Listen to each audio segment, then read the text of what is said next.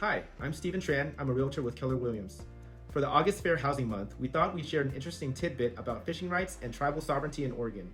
If you're ever participating in a transaction of property on water, you can share this with your clients. The Indigenous tribes of Turtle Island, or specifically in what is now known as the United States, negotiated treaties protecting their sovereignty while allowing the United States government to use and develop the land we now live on. One element of these treaties was that the tribal members reserved their right to fish all usual and accustomed places forever. Judges and various courts have tried and upheld cases that confirm tribal members cannot be barred from fishing in traditional sites. These treaties take precedent over any conflicting state laws. In other words, they're one of the most sovereign laws of the land. Where are these traditional fishing sites in Oregon? That's a great question that doesn't have a clear-cut answer. This map shows the areas that were traditionally used by the Cayuse, Umatilla, and Walla Walla people around the time of the 1855 treaty negotiations. The darker the color, the more heavy the use in that area was. As you can see, much of Oregon waterways fall into traditional use.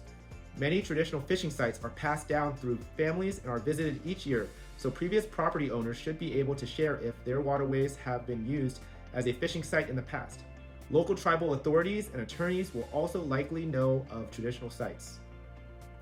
If a tribal member requests access to a waterway on a property in order to fish, or the property owners plan to install trespassing deterrents, like a fence, we recommend doing some due diligence. Remember, access to fishing is one of the conditions the tribes require when ceding land to the United States government, and their tribal sovereignty could be violated if access is barred through a fence or trespassing enforcement. Similarly, if the waterways on a property were discussed as part of a treaty negotiations in the 1800s, the property owner should also check with the local tribal municipalities, bureaus, or tribal law attorneys before making any significant changes to a habitat or ecosystem of a waterway, such as building a dock or anything that would adversely impact fish populations. We hope you learned something new today. You can find contact information for the 9 federally recognized tribes in Oregon at the Oregon Office of Tribal Affairs and the U.S. Department of Indian Affairs linked below.